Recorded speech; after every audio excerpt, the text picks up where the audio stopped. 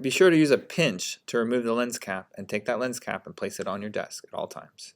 When turning on the camera for the first time, there are two switches here that you use with your right thumb. The first one is on, which turns it into a camera, and the next one switches to a video mode.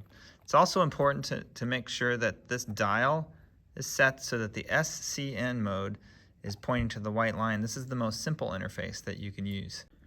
When working with a DSLR, it's important to recognize what the lens is allowing you to do. So I'm going to show you the features first, then I'm going to show you what they look like when you use them. The first one is the autofocus versus manual focus.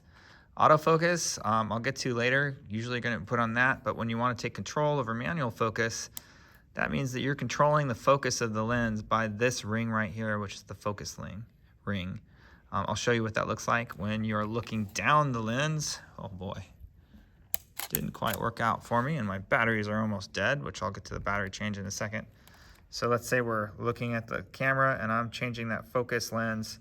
That's blurring a shot and then bringing it back to focus. So it's more advantageous for you to have this thing set to autofocus. These also got image stabilizer, which can be off. There's no reason I can think of to have it off unless you want it to shake more. So try and leave that on. And then you've got the zoom lens. The zoom lens allows you to take that and zoom in or zoom out on a subject. So generally somewhere in the menu you should be able to have the grid, which will come in handy when we're using the rule of thirds. And you've also got this info button that will change your display. This is a leveler trying to help you determine what a level shot is. This takes information off. And this is really the best one of all of them that I've seen. It's giving you information about how long your battery, I think it lasts. Make sure an HDR, high definition, 1080 by 1920. And this also is telling you what your focus mode is. And generally, in most modes, wherever you push the button, it's going to choose to focus. And again, with autofocus on, it's going to choose focus based on a preset. And it's also going to do it based on what you select to be focused. To get deeper into that, while you're in SCN mode, you can hit Q, and you're going to have three different modes of focus that the camera will default to.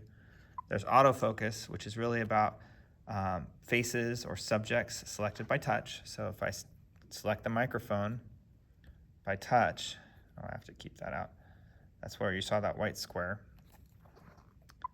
So I could choose that, and that's going to keep that in focus. Generally, if it's a face, it's going to find the face, or you can touch the face that you want it to be in focus. And then you've got a smooth zone focus. And again, this one's always tricky for me to figure out what it's doing. It's choosing an area within that large zone.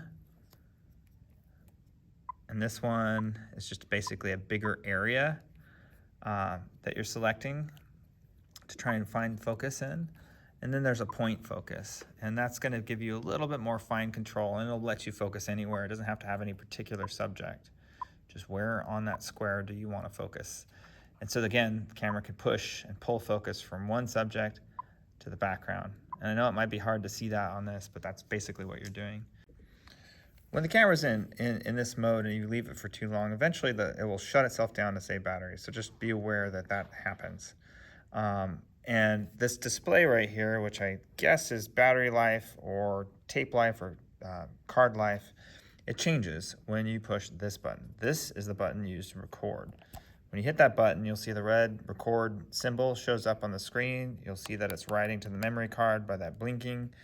And you'll also see that that time is now counting down the number of seconds that your clip is. And basically, that's it. When you take one shot, when you're done, you'll hit that button again to stop it. And then that's been recorded to the card, and it'll be uploaded, captured to the computer later. When you're done, you want to take a look at it. You're going to want to keep the camera in on, but hit playback. And playback right now, it's zoomed in a little bit, so I can zoom out with these. I want to zoom in so I'm seeing one video at a time. And so here's an example of a student video that was shot on this camera. And if you want to see it, you click on it and you can push play right on the menu. And there is a microphone on that a speaker on it that's just loud enough for you to be able to hear it. It's kind of important to be able to check. And you can cycle through all the different videos that you've got by clicking back. And that's it. Zoom out if you want to see more than one at a time. And zoom back in if you want to focus on one at a time. Should you find yourself running out of batteries, the battery panel is located underneath.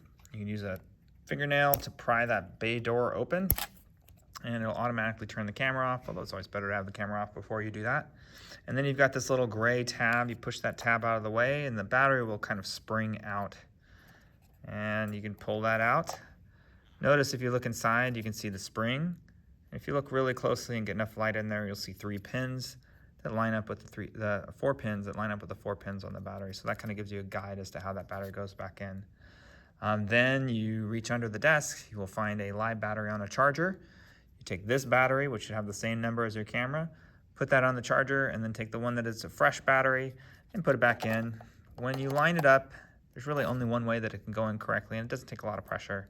Just push it in till it clicks. If it doesn't click, pull it back out, take a look, make sure that the pins are lined up, and then you close the bay, and you're back to go. Good to go.